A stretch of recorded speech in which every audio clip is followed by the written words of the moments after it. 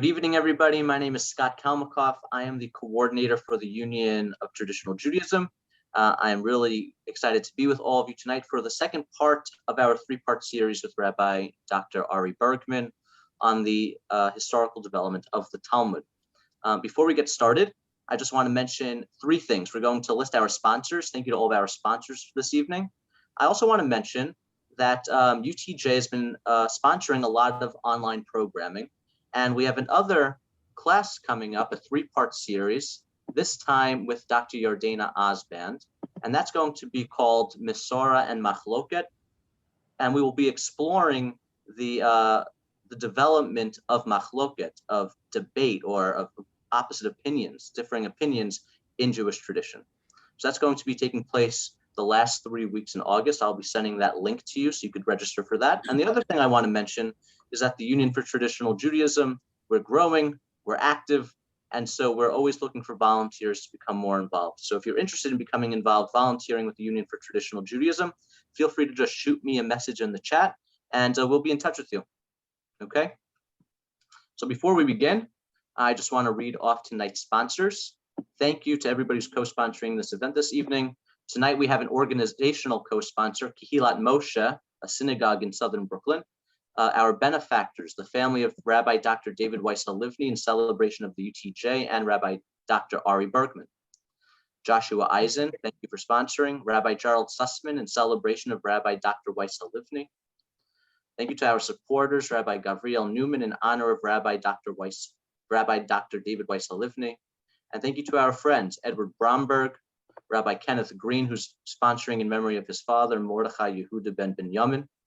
Mitch Morrison, in recognition of Rav Halivni for his courage, resilience, and timeless contributions to Torah, and in honor of Rabbi David Novak and his wonderful teachings and friendship.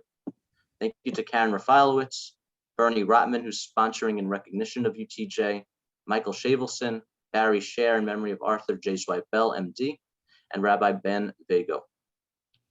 Without further ado, I'm going to turn this evening over to our man of the hour, Rabbi Dr. Ari Bergmann.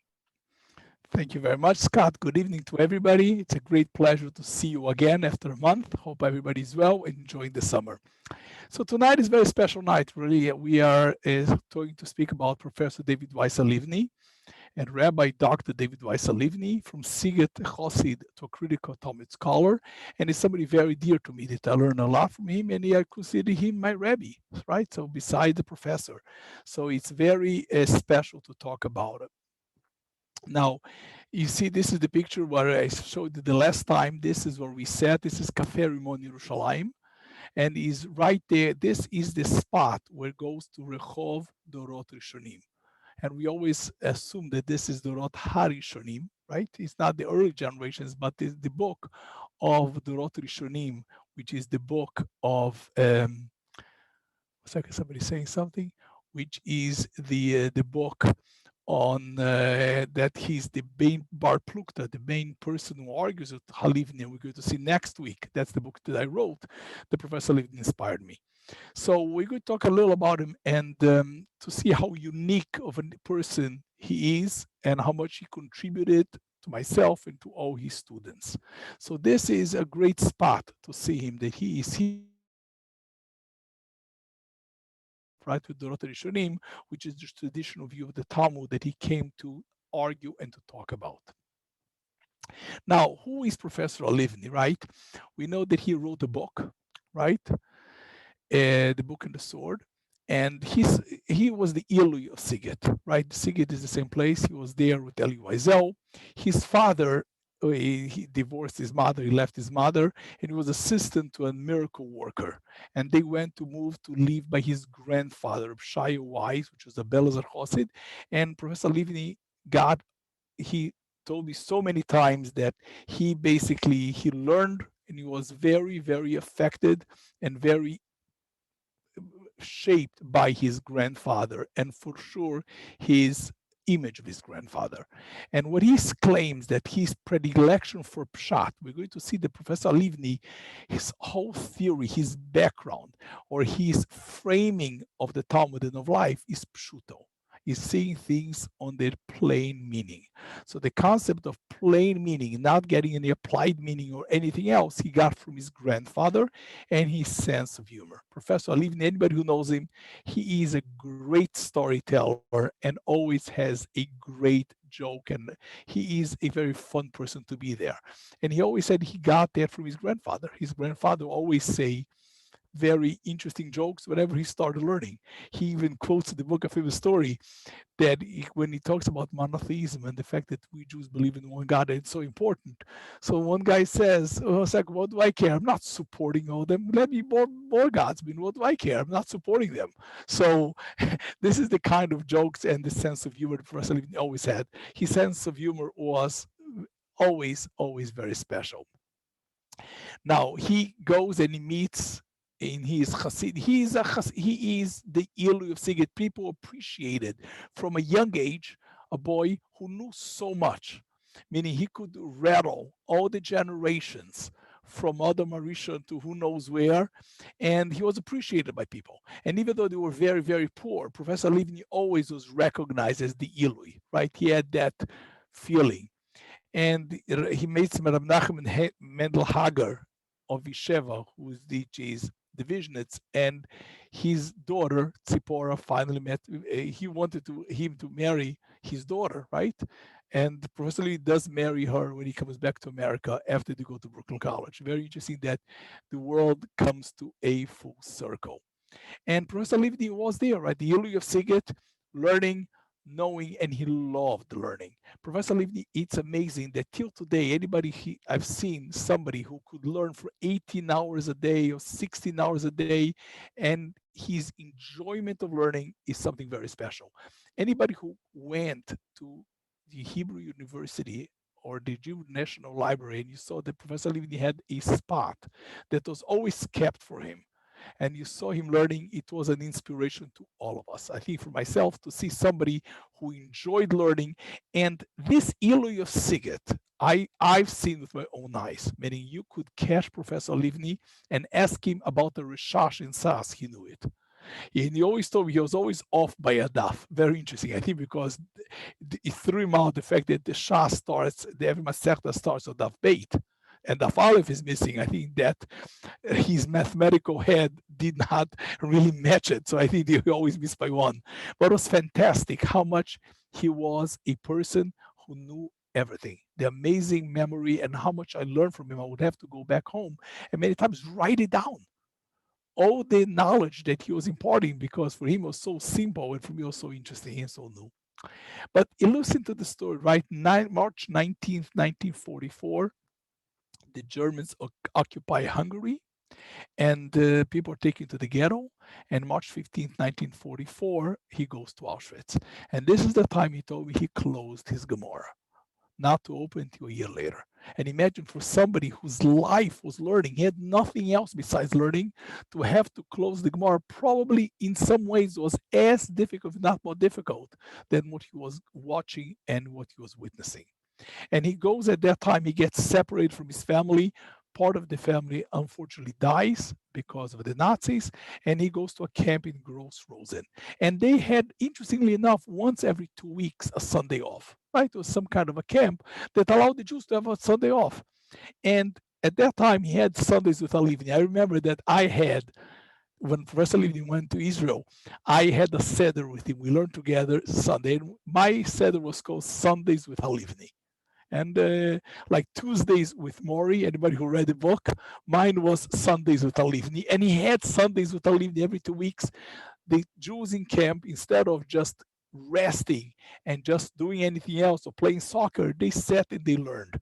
So Professor Halivni told me they learned Bame Madlikin, right? Because Bame Madlikin was a perek, perek is the second perek, is the second chapter of Masechet Shabbat, and people know it because you say every Friday night. So they knew it. So they repeated and they learned the same thing again and again and again until the story of the Blettel.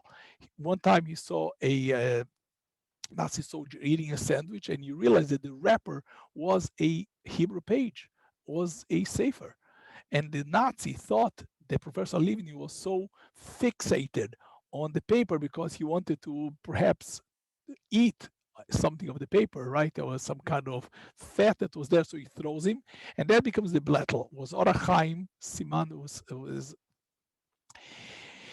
in section 434, and that was a page of Shulchan Aruch. From there on, instead of learning by Madlikin, they learned that page again and again and again and again. And somebody called Mr. Finkelstein, Professor Halevy always says, and he mentions in his book, was the guardian of the page.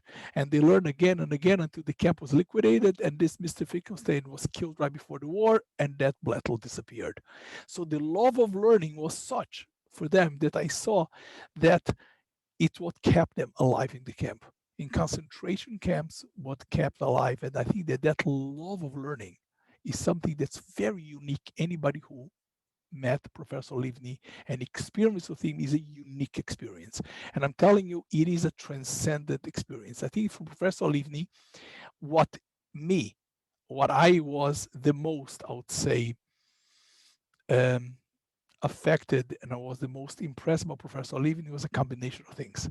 I think one of them was, number one, his love of learning, his care about his students, and I think also very unique how he treated his wife. I saw Professor Halivni, the way how he respected and he loved Tzipora was something fantastic. She was already sick. When I met him, she was already sick, but he went to visit her every day. He did not move to Israel until she was able to be moved also. And they moved somebody who was so sick to Israel. And I remember that was a very big logistical issue how to move it. And the people at Hatzalah volunteered to take because they saw somebody, such a huge Talmud Chacham, with such respect and devotion to his wife, that they actually moved it for no money. They actually went with her and gave her the care. And I saw how he went to visit her every single day. He would go to visit her. So I think the uniqueness of Professor Halivni is not only his Iluishkeit, not only his scholarship, his knowledge, but his love of learning. And I think that you see that from the camps, how he loved his students and his people. And I think also important how he loved his wife. And it's interesting, he comes to the US and there's a Jewish orphanage that takes Eleanor brought many orphans back, and he comes to the orphanage. And he told me there's an amazing story that just says who he is. So he comes in and he sees American Jews, right? He wasn't used to it. He comes from Sighet, which were all Chasidim, and he goes and he sees this orphanage who claims to be kosher. And he sees the mashgiach, right? The supervisor is there. So the guy has no beard, no peot, meaning very different from what he saw in Sighet. So imagine the real boy who just came back from a concentration camp, was from Auschwitz to a concentration camp, comes back now to New York, and what he's worried is perhaps the mashgiach is not religious enough. Imagine. So he goes and he decides to test the mashgiach, and he tested it on the Pri Megadim. Pri Megadim is one of the commentators of Shulchan Aruch, but most people don't even know what the Pri Megadim is. Clearly, they would not be able to be checked. So that mashgiach probably was shocked that there is a little boy, or whatever, he's a teenager coming back from a concentration camp, testing on the Pri Megadim. Clearly, the guy didn't know. So Professor Halivni says, okay, this is treif, we can't eat. And all the children in there, I think Professor Halivni was a leader from early age. He gets all the children from the orphanage also not to eat, right? So everybody's not eating. So the orphanage, he tells me that the owner of the orphanage was afraid he was going to lose the funding because now they're going to say that the children are not eating by him. So there was somebody working there, and her name is Shulamit Halkit, right? She was the sister of Professor Shaul Lieberman. So she takes Halivni to talk to Shaul Lieberman to validate the mashgiach, to validate this mashgiach in the orphanage. So he goes to meet Shaul Lieberman, and funnily enough, Professor Halivni asks, imagine this teenager coming back from a concentration camp, asks a question in Chulin, a Tosfot in Chulin to Rav Shaul Lieberman, and to Professor Halivni's luck, Professor Lieberman also didn't know. So he thinks he comes to this country, everybody's on Amaretz, nobody knows anything here. So he didn't know either. So, but in the end, he realized that Shaul Lieberman is very special and he was very big.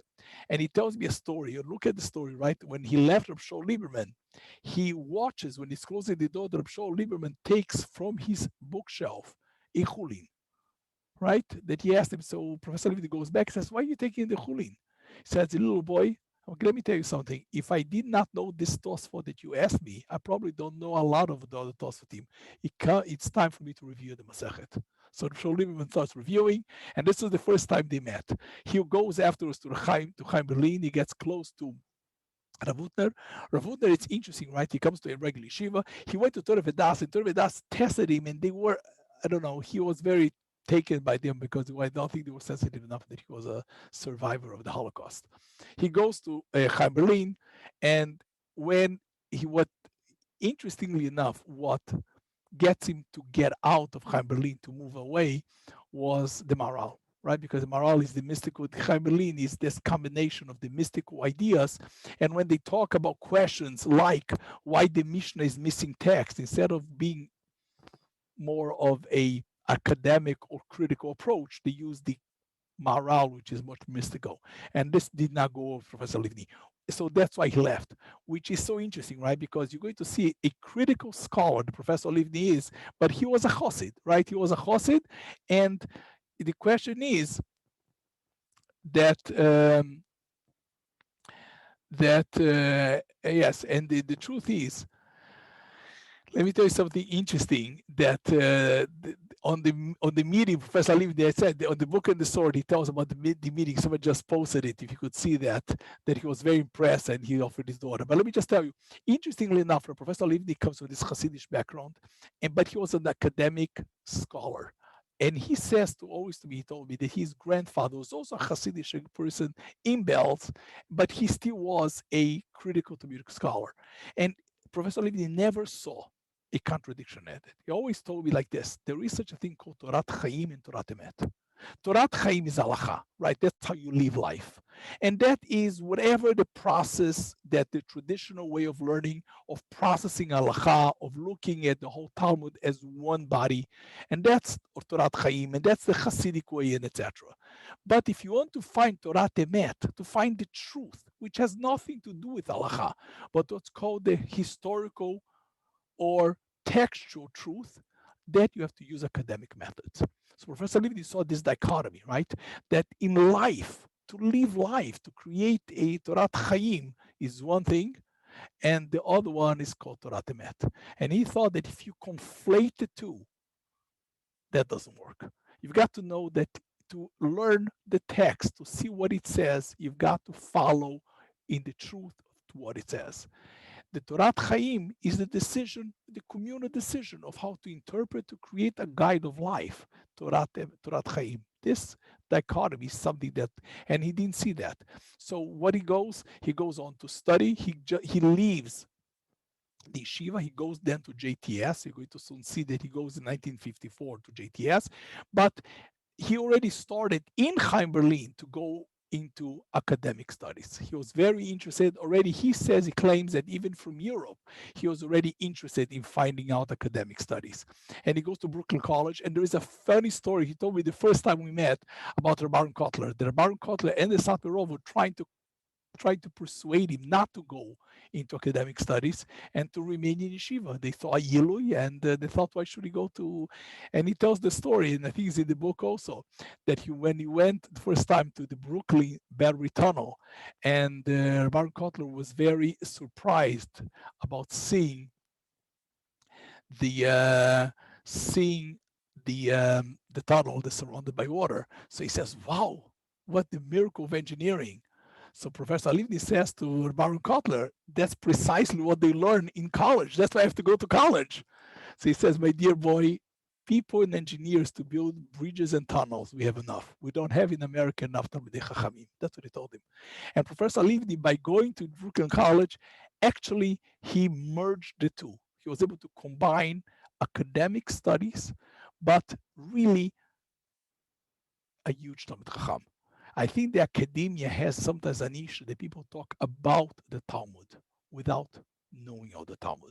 Professor Halivni is so unique in academia because not only he wrote so many books, there are many people who wrote a lot of books, but he wrote a running commentary in Shas. He only had to stop because he wasn't so well to write it, but he wrote a running commentary in Shas through basically every daf and every parak, starting from Seder Nashim.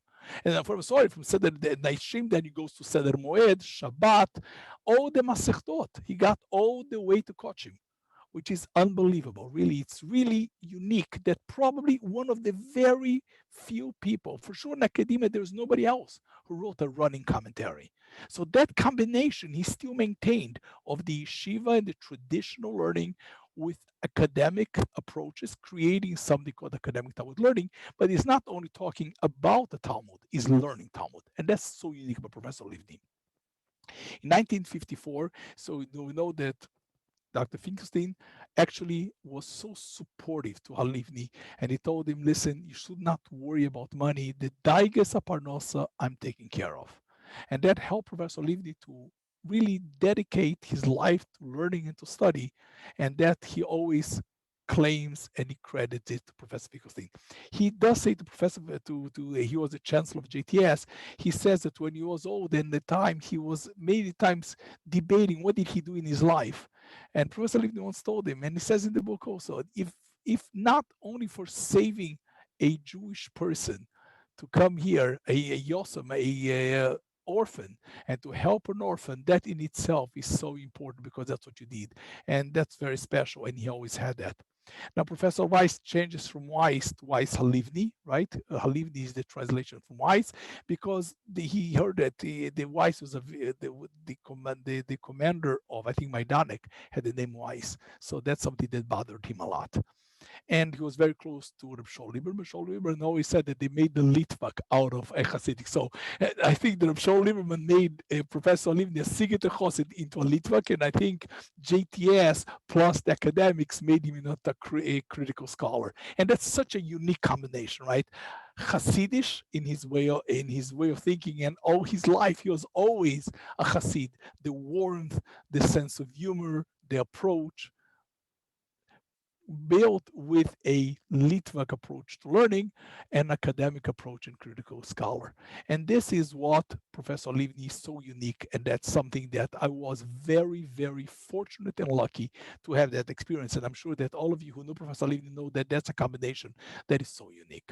Now, Professor Halivni transitions from the Yerushalmi to the Bavli. You realize that academic studies were focused before Halivni comes into place, mainly into the Yerushalmi, the Tosefta, all the rabbinic works that traditional rabbinical works were not written. We'll talk in a second. Yes, we know that Menachot and Zvachim will be finally published. And Professor Halivni told me that, by the way, that his commentaries of Menachot and Zvachim are very different because they don't follow the regular path of all the Masechtot. But let me tell you something. Traditional academic learning, and you look from Professor, starting from Shaul Lieberman, and that was focused on the rabbinic works that there was not enough written about. Yerushalmi, that was not so learned, the Tosefta, Professor Lieberman did the Tosefta, some of the Midrashim, so on and so forth. But the Mishnah, right? You have Epstein in Nus Mavorot Nosach Mishnah. But on the Bavli, people were of the opinion that whatever needed to be said had to be said because people learned for 2,000 years. So what else is more to be said in 2,000 years? So the focus was always in the Yerushalmi. And there was only Pinalis. Darka Shel Torah was one academic work that was written on the Bavli, but that was it. And Professor Lieberman actually steered the students to go into the Yerushalmi because the Bavli was assumed to be what is there to add? 2,000 years, enough said. So academic studies did not give the contribution, and the contribution was Pinalis in Darka Shel Torah. That was it. But then there was a Eureka moment. The Professor Halivni saw, wow, that's not true. There is something in the Bavli that has not been done. And this is something that we will talk today about what his contribution was to the understanding of the Bavli. And that you have to understand, the Bavli was finished, at least to the traditional way, in the year 500. And here comes Professor Halivni in the 20th century, 1,500 years later, to add a dimension. Takes guts. And that's what he did. So what did he do? Something called the source criticism and force interpretation. Let me tell you what Professor Halivni is built upon and he credits that to his grandfather, is something called scholarship kipshuto. Kipshuto means literal meaning. And the big question is the following. When you read a text, right, when the rabbis read earlier texts, what are they trying to say? Was it authorial intent or applied meaning? Meaning when the rabbis give an interpretation, what interpretation relies on? Is interpretation trying to find out what the author meant? Or interpretation is applied meaning? It doesn't matter what the author meant. We are applying a new meaning, giving new ideas to the words. We know that this is a very important issue in constitutional interpretation. Everybody knows that, right? There's so many schools. We know that our Supreme Court between the Republicans and the Democrats have this entire contention. We know that authority intent has to be from original intent to originalism. Everybody knows Scalia, etc., etc., and applied meaning, which is the living constitution. Now we know that in rabbinic works, the Gra and the Netziv, the Gra is in several places, right? The Gra is quoted by the Menachem Ilya in the Akdamat to Piat HaShulchan, that the rabbis were not interested in understanding the pshat of the Mishnah. Whenever rabbinic interpretation comes into place, it's applying meaning, it's not looking for the authority intent. Because you look at it, because Professor Halevy always had the issue, forced interpretations. Sometimes you see a question and the question is great and the answer is forced. You can never ever think that the author really meant that. So what are the rabbis doing? So the grind in Netziv says because the rabbis, when they have a contradiction, they will apply meaning to the words to avoid the question. In other words, they are going to negotiate. It's like a living constitution issue. Like the Netziv, we know that Rabbi Dr. the Rosh Hashiva in Volozhin, always writes in his interpretation, in his Pirush of the Shiltot, and he writes that Darkashal Gamora, many times the Gamora gives a teretz, gives an answer, and the answer is not trying to find out what the author meant. He's trying to negotiate, saying, okay, I could fit a meaning and avoid the question. דרכם להקים את הפשט כדי ללכת בהלכה. In other words, to follow the halacha, they would change.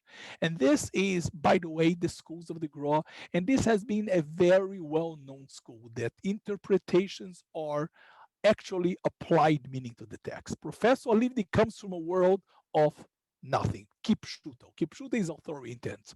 If the rabbis, he says, always are trying to give the original meaning of the issues.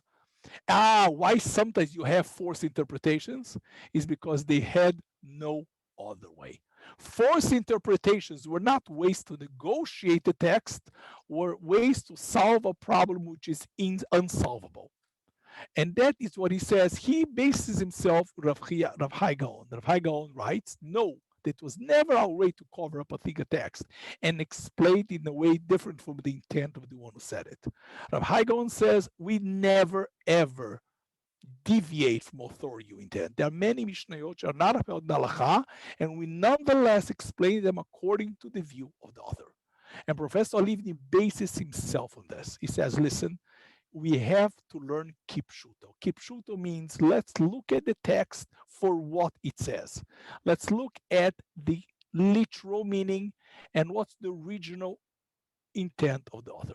So then he is stuck with something called forced interpretations. Why the Talmud gives so many times answers that you can never ever think that the rabbis were thinking that the author meant that. Sometimes Mishnayot are missing text. That was the way. Sometimes you have a Mishnah, and in order to answer the Mishnah, you say Chasore Mechsara. The Mishnah is missing text, and you insert text into the Mishnah. 1 second, how did the Mishnah lose the text? So the simple idea is applied meaning. The Gra says that it's applied meaning. We're just telling you there is a way to explain it away. Halivni says no. It must be something different. And that was his Eureka moment. And I'm going to show you the Eureka moment in the Sugya. We're going to learn how he achieved. And he said, wow, something must be happening here. And I think that the one which is illustrates the Eureka moment is the Sugya in Gittin 77a. The Mishnah says like this: in a case that somebody throws a bill of divorce to his wife, and she is at her house on her courtyard. So the bill of divorce never got to her hands. They were put in her courtyard. She's divorced as if it was placed in her hands because her property is an extension of herself. הזורק גט לאשתו, והיא בתוך ביתה ובתוך חצרה, if she's there, is מגורשת. Clearly, where is this lady? The Mishnah says clearly, she is in her courtyard. Now look at the Gemara in 77b. It was taught in the Mishnah, and she's in her house. Now Ula says, this is only if she's standing next to her house and next to the courtyard. Clearly it says she's there. And only then acquired for her. But Rabosha says, no, even if she's in Tveria and her courtyard is in Tzipori, or she's in Tzipori and the courtyard is in Tveria, she's still divorced. So take a look at the discussion of the Amoraim, who come much later than the Mishnah, are discussing where the wife is. Look at it in Hebrew. Vehi betoch beita. The Mishnah says, and she is in her house. That's when she's divorced. Ula said, Vehu shomed betzad beita. She doesn't have to be in the house, even if she's next to the house. Rabbi Yoshua says, Afilu b'Tveria. It doesn't have to be in the house. She could be in Tveria, or it could be the Tveria and the Chasid and Tzipori. The question is, the Mishnah tells you that she's there. How in the world such a disagreement can happen? What? Well, Rav Moshe is saying that she doesn't have to be there. The Mishnah says she's there. Now look at this. This is something called the Amoraic statements. It's in Hebrew. Look at this, right? Amar Ula, Vihi Shomer B'tzad Beita. Those are two Amoraim arguing. Now look at the Gamora. Veha, so now changes into Aramaic, and it's something anonymous, which we call the stam of the Gemara. So the stam asks, Veha hi betoch beita betoch chatzera. So the stam asks, one second, the Mishnah says she's standing there. How can you have an argument where she's standing?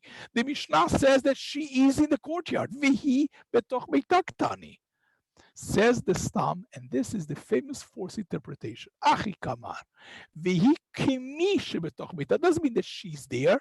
The Mishnah is saying she is as if she was there. Vehi kemi shebetoch chatzera. Doesn't mean that she's there. Is as if she was there. The keva the chatzer the Mishnah. The Mishnah is only saying since the courtyard is protected, is secured with her knowledge. He mitgareshet. So look at this. Now we interpret that she's not standing there. It's as if, it's a make-believe that she's there. Because since this is secured with her knowledge, it's technically as if she was there. And Professor Halivni says, what is this? The Mishnah said that she's there. And now there's an argument that doesn't mean that she's there. She's only technically there. This is the issue of a forced interpretation. Now, on this, there are two schools. One school tells you clearly, the Mishnah says that she's there. The Amoraim are applying meaning. I say, listen, the Mishnah is casuistic. The Mishnah is talking about that she's there.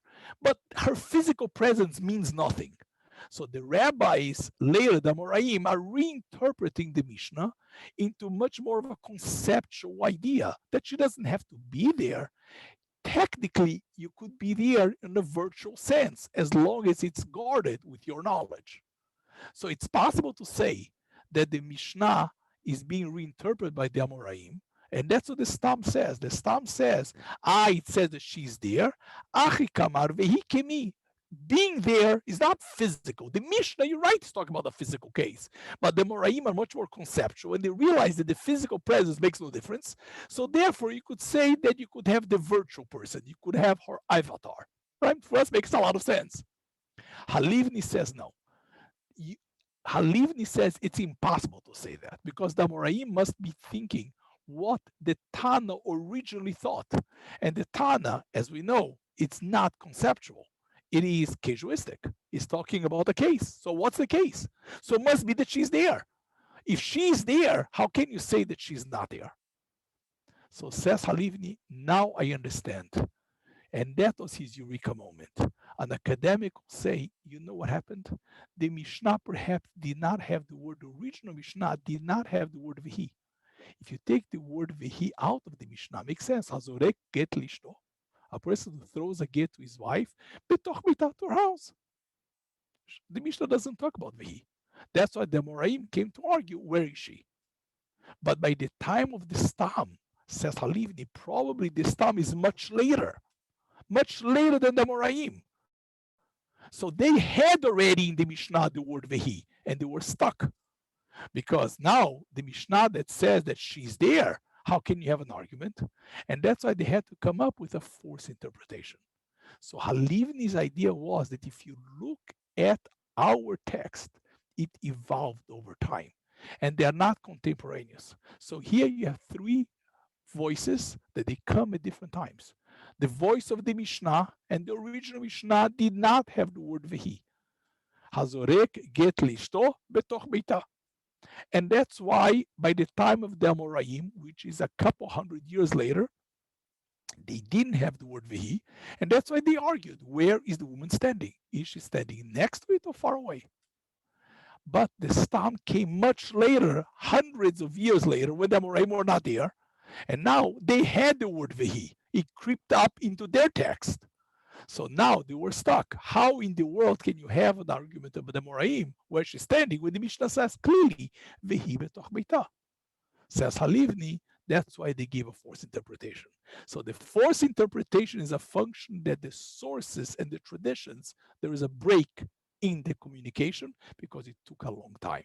So Halivni's Eureka moment is to say, the Bavli needs academic studies, because this is how we want to interpret the concept of the forced interpretations. Forced interpretations must be because over time things got lost and they made no sense and they tried to make sense. So you could, quote unquote, re-engineer the original text and this will be no problem. Now, when people looked at it, they say, wow, what is he smoking? 1 second, the Mishnah says Vehi. How does he is now making up that hundreds of years ago, the Mishnah didn't have the word Vehi. How does he know that? This is like what's called, at best, great creative fiction. So Professor Halivni was a big issue, right? People started screaming, and even Lieberman said, 1 second, that's an answer? They're just making it up, they didn't have. How can you just make it up? To answer with some fiction doesn't work. But he did find afterwards one manuscript, it's not a manuscript, found a Rashi that quotes the Mishnah without the word Vehi. So he says, perhaps in the time of Rashi, there was still already a text that the Mishnah did not have the word Vehi. So he says, I guessed right. Now, it's a very big debate on Halivni, but this was his Eureka moment to say that the Mishnah originally did not have the word Vehi, and the word Vehi crept up later. He found one Rashi that quotes the Mishnah without Vehi, but again, it's open for the jury is out on this one. Meaning, is it good or not? I told you there are two schools of interpretation. Either you say that here is a great proof that the Amoraim did not look at the original intent. They changed from casuistic conceptual, or you have to see it like Halivni, there was some kind of a break, and the original Mishnah did not have the word Vehi, and Rashi does quote such a thing. But this is the Eureka moment. The Professor Halivni comes out to the following. Okay, which is the following, the famous idea of the Stamayim. He says, you realize that most forced interpretations are not the Amoraim, or the Stam. And he says, if you look carefully at the text, there is a difference between the Amoraic statements and some they call the Stam. Now, what is the Stam? The Stam is the vast majority of the Talmud, which is basically in Aramaic. It's anonymous, it's discursive, it's dialectic. The shaklavetaria, the interpretations, is the Stam. So his view of the world is that the Talmud is made up of two separate voices. The Amoraic book, which is usually, not always, but usually in Hebrew. It's apodictic. Apodictic is a word Professor Halivni got from New Testament studies. Apodictic is basically a ruling, something very clear, very definite, very short. So the Amoraic you could identify because it's named, usually in Hebrew, but always apodictic, short, direct, concise. That's called apodictic. And then you have the dialectic. Then you have another part of the Talmud, which is anonymous, discursive, repetitive, and all the forced interpretations are there. That moment to realize that the Talmud has really two voices is something that if you pay attention, the Rishonim were very aware of it. I think we forgot. He always shows me the famous machloket. I'll tell you something fascinating. The Chavot Yair says the following. Look at the Chavot Yair hundreds of years ago, said the following. He said that there is a distinction. Also, he made that distinction between the Amoraim and the Stam. And they says the following, that even though the Talmud says in Masechet Shabbat that if an Amora bothers to explain a Tana, it must be that he holds the halacha, follows that Tana. In other words, you have a Tanaitic argument. And one Amora decides to spend the time to explain and to discuss about an opinion, it must be that he holds of that opinion. Says the Chavot Yair, that's only true by the Amoraim. The Stam discusses things even though it doesn't follow the halacha. And the Yad Malachi says, 1 second, Chavot Yair, what are you talking about? That's the same thing. There's no difference between the Stam and the Amoraim. So Halevy always tells me, you see that hundreds of years ago, they already bothered. Is the Stam the same or not? And the truth is, in the 20th century in JTS, this is called the zeitgeist. You remember, everybody knows that calculus, the discussion between Leibniz and Newton, who came up with it. And they never agreed. We have the Leibniz-Newton argument in Talmud between Shama Friedman and David Weiss Halivni, because both of them at the same time, totally different backgrounds, total different. Meaning Shama Friedman's an academic, never went to yeshiva, and David Weiss Halivni was a yeshiva Ilu of Sighet. Come up with the same idea, that there is the Stam and the Amoraim, and they're totally different, which is an amazing contribution that most critical Talmud critical studies are based on that. Who was the one who found out first? Leibniz and Newton never come up. It's probably zeitgeist. Probably the air, the pollination got it together, right? This is the amazing part of it. I think that the cross pollination of ideas, you see that in JTS, the same way you saw by Leibniz and Newton, right? And here is the question. Shama, Friedman, and Halivni say the Stam is different. Now, there's a big difference between the two. Halivni believes that the Stam was made by people called the Stamaim. They are agents. They were people who lived much later than the Amoraim, and they tried to reconstruct the Talmud. They are the unsung heroes of the Talmud, because they built the Talmud and they had to reconstruct. It's basically like putting together the manuscripts or the excerpts of the Dead Sea Scrolls. So they found the Moraim had ideas and they reconstructed. And like this case, right, there was a discussion about the Mishnah and they realized that it doesn't fit with their Mishnah. And that's why the forced interpretations is to create a conversation when it didn't exist. Shama Friedman is different. He's a literary critic. He says, I don't care who it is. I just tell you the function of the text is different. Who are they? I don't know. When were they? I don't care. They are, one is a literary critic and the other one is combining history. What Professor Halivni does is that he combines academic critical studies with Talmud, but with a historical acumen, because he was very influenced by Dorot HaRishonim, and Dorot HaRishonim is the one who says you need to know the history. So Halivni comes up with this idea that there is something called the Stamaim. You know what's amazing about the Stamaim? Nobody for the last 2,000 years mentioned the word Stamaim. I remember the first time I go to Professor Lutz class and hear the word Stamaim, I said, where have I been? I've been in Yeshivot. I never heard the word Stamaim in my life.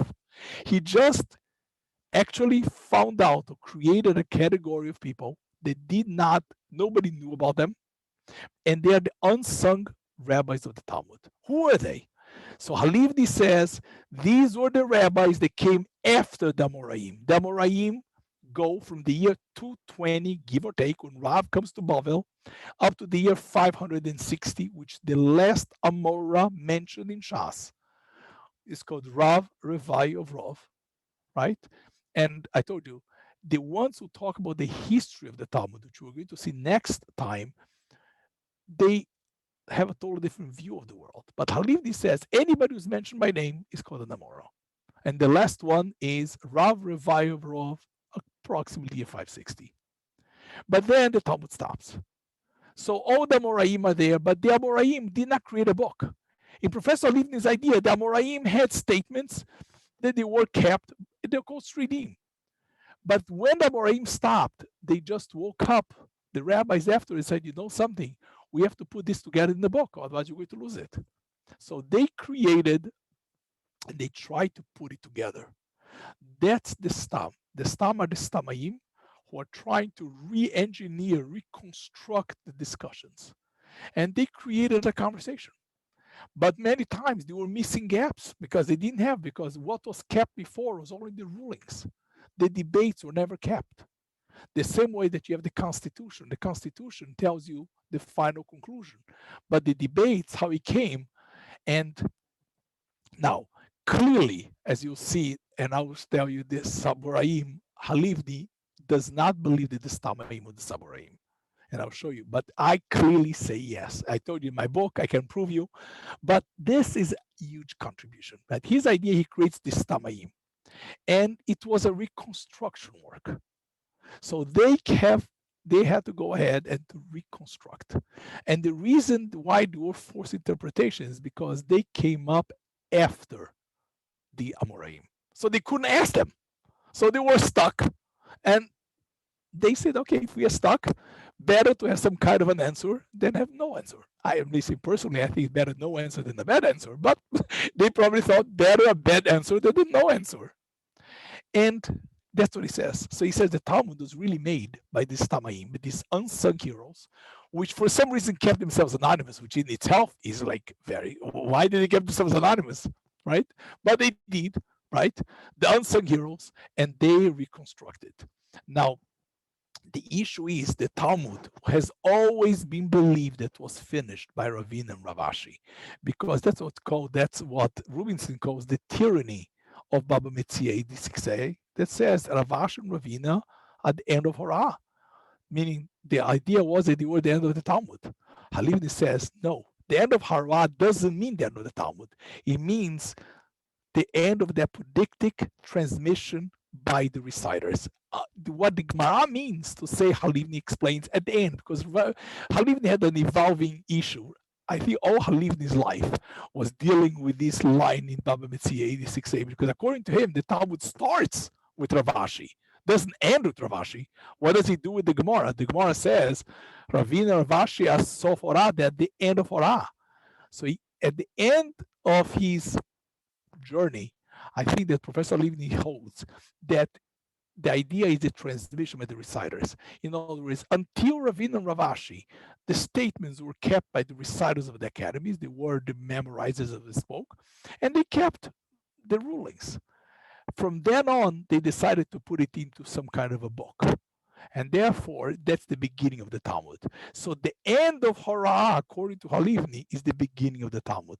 So look at it, how Halivni switches the world backwards. What people thought that Ravina and Ravashi at the end of the Talmud, Halivni says, no, the end of Horah. Horah is when the sayings were kept separately by the reciters. It is the beginning of the Talmud. Halivni thinks that Ravina and Ravashi is not the end of the Talmud, but is the end of Horah, which is the beginning of the Talmud. And that is really revolutionary. And that's Halivni. And that's how he says. So he goes to say the Stamayidic era that they reconstructed the Talmud goes from the year 560, give or take, to the year 730. The year 730, which is the middle of the 8th century, is the time when the original books start coming out. There are books coming out. So when there are books coming out, means the Talmud is finished. And he thinks the Saboraim are the explanations, the end of the Saboraim, the end of the Stamaim. Stamaim goes from the year 560 to 730. From the year 730 to the year 780, give or take for 550 years, that's the Saboraim. Saboraim are just explaining, is the end of the Stamaim. And what they did, they compiled, they put it together, they explain, there are little explanations. They did like cosmetic editing work. They did transposing. Transposing means when there is a sugya in one masechet, sometimes they will transpose to another masechet. You see many sugyot come by in two places. Those are the Saboraim. So he divides and says the Stamaim are the beginning and the construction of the Talmud. And they constructed the Shaklavetaria, and they really did the work. It's like almost investigative work of creating the Shaklavetaria. And the Saboraim, at the end of the period, put it together in constructed sugyot, called the compilers. And who are the Saboraim? His view is he actually identifies the Saboraim, and he says the Saboraim are the people who wrote the original ones. And the original structure of the Gamora image is exactly right. It's like the Mishnah. They were kept as rulings. Now the rulings are different, but they also kept the same style. The ones who created the Talmud, according to him, are the Stamaim. They are the ones who created the unique. That's why the uniqueness of the Talmud is the Stam. Professor Halivni always told me that one day his dream was, Professor Halivni is an amazing person. I told you, he has such a great sense of humor. He knows every story about every street in Yerushalayim. I was just walking 3 minutes through Yerushalayim, he told me, this guy is this guy is that. He always told me, why is Usishkin in Rehavia? Usishkin in Rehavia is only the Rishonim. What is Usishkin doing there? Usishkin, he says that because Usishkin was a very big masculine and he hated the rabbis. So to punish him, they buried him within the rabbis. That's what he told me. So he told me that his dream is to have a street in Yerushalayim called the Stamaim. Because the Stamaim is the people. They are the unsung heroes. So he said that's his dream. But he says the Talmud was a Mishnah, very much like Mishnah saying, until them. And that it becomes. So, but and that's him. That's Professor Halivni. And they are the Saboraim, were the less of the Stamaim, are the people who wrote the first original works, which is, we know Ravacha B'Shabcha, right? He wrote the Sheiltot. We have Reb Shimon Kaira, right? Ilachot Gdolot, and we had Alachot Psukot, so on and so forth. The Alachot Psukot, I'm sorry, Reb Shimon Kaira, and the Alachot Gdolot. The issues of Professor Halivni's theory are, first of all, these people, they did such a work. Nobody knows about them. How did they get away with it? How did they convince the people that their interpretations are good? Meaning to have such a massive work and all these forced interpretations that you are like basically reconstructing, and you don't have the name, who would ever listen to them? Right? It doesn't make sense as a historical agent. It doesn't make sense. And also, why did they start specifically when the Moraim died? Meaning, if you started earlier, you could have asked them. So why do you wait for later? That's something that makes very, very little sense. Okay? That's number one. Now, the big issue is this contradicts the epistle of Shira Gaon. Shira Gaon lived 200 years later. So you tell me that Shira Gaon 200 years later did not know, and Professor Halivni 2,000 years knows? This is totally different than Shira. Meaning Rav Shira Gaon says the Saboraim lived after the Moraim. The Moraim, the Talmud was done by then. So we're going to see that. This contradicts it. The second thing, the number three, authorial intent is real. Anybody who learns the Talmud knows that the authorial intent doesn't exist. First of all, I don't think authorial intent exists even in the constitutional interpretation. That's what Scalia said. Unless you're going to somebody else's head, for us to say what somebody 2,000 years ago meant, we don't know anything about 2,000 years ago. Originalism, perhaps, but authorial intent, I think this is, unfortunately, in my personal view, authorial intent is perhaps wishful thinking. Now, the big issue, Professor Halivni, is the oral dimension of the Talmud. The Talmud is oral. Who put it together? What, they wrote a book? And Halivni doesn't devote on that. And the key today is oral studies. We know that the Talmud was oral, and we don't have any written copies before the middle of the 8th century. When Halivni says the Talmud is finished, those are the first written works. But the Talmud before is oral, and there's no dimension. Now, clearly, as you're going to see next week, it appears to me that the Stam is dealing with a book. The Stam is not dealing with Amoraic statement that they're putting together. There is a book. I told Halevy knows there is, and I'll show you. I have at least tens, if not hundreds, of proofs that the Stam is dealing with an existing book. Perhaps the Stam is right, but this Stam is dealing with the proto-Talmud, the original Talmud. To say that there was no Talmud and they had to make it up it contradicts the text. And the most problematic is, the Brody asks, and this Brody, that's Robert Brody, writer Brody asks, how in the world there is a stam in the Yerushalmi? If the stam is the reconstruction from the 6th century on, the Yerushalmi was finished by the 4th century. 5th century, the latest, okay, middle 5th, but probably late 4th century. And there is a stam in the Yerushalmi, right? So if there is a stam in the Yerushalmi, why did the Babli wait until the Moraim died? So the stam existed, and they had conversation. There was cross-pollination. And I asked Halivni so many times, Brody says this is preposterous. You have Yerushalmi. Now, Brody also wants to say that there is sometimes a conversation between the stam and the Amoraim. According to Halivni, the stam is much later. But on that, I agree with Halivni, you could get away. The big issue is the Yerushalmi. How do you do this? So what I can tell you is like this. Professor Halivni did an amazing, amazing contribution. That the stam is different than Amoraim. It's a different genre, a different style. Now, his assumption of authorial intent is very, very, very controversial. His assumption that the Stamaim made the Bavli after the Moraim also. That there were such agents called the Stamaim who had so much power and nobody knows about them, very controversial. The Talmud is an oral work. As we know, everybody knows, and Lord's work, Albert Lord, meaning there's a great book just came out about his life, and about Millman and Perry, meaning if you look at and it's amazing about looking at what people did in the oral studies, it changes everything. The same way Homer did not write the Iliad, it was an oral composition. Here also we have to change this. So this is a world of written works, and the Bavli was not written. There is the great book, the book of Millman Perry, and I recommend everybody to see how the word changed, how we view the authorship of the Iliad and the Homer works, that they were not one author, that this is a process. You have to assume the same on the Bavli, meaning that's oral studies, and that's where scholarship is going today. And the issue of the Proto-Talmud Yerushalmi issues the bother to. So it's a great contribution, but the extreme position that he had is an extreme position. And I think it's fascinating. And I think that anybody who learns a sugya should actually devote some time to look into Mekorotim Sorot. We know that professor, that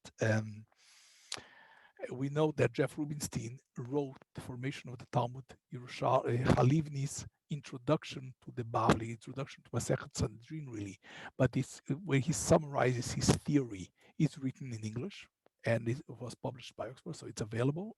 And I'm actually writing a book now, hopefully will be published by JPS, which I'm going to write. It's called The History of the Bavli, going from conversation to text. I'm trying to construct from Rav and Shmuel all the way to Rashi, combining ideas of Professor Halivni, but all the ideas that I think that work into a very, very clear story.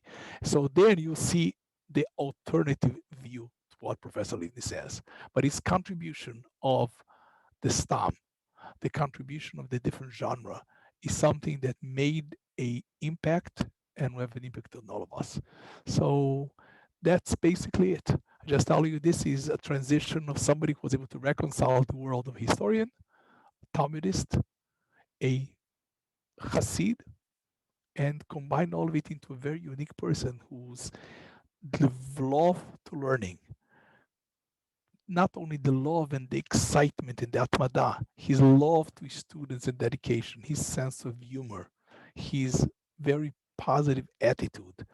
And I think is something that inspires all of us. And I'm personally very, very grateful to have such a rabbi and professor. And I think all of us got to know, and I encourage everybody to read his works. There are many works available, and not only the Formation of Talmud by Professor Rubinstein.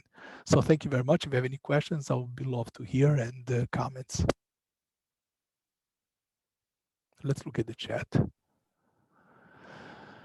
So if you have any questions, and again, always, you should remember one thing that Professor Halivni always says, and just finish with this.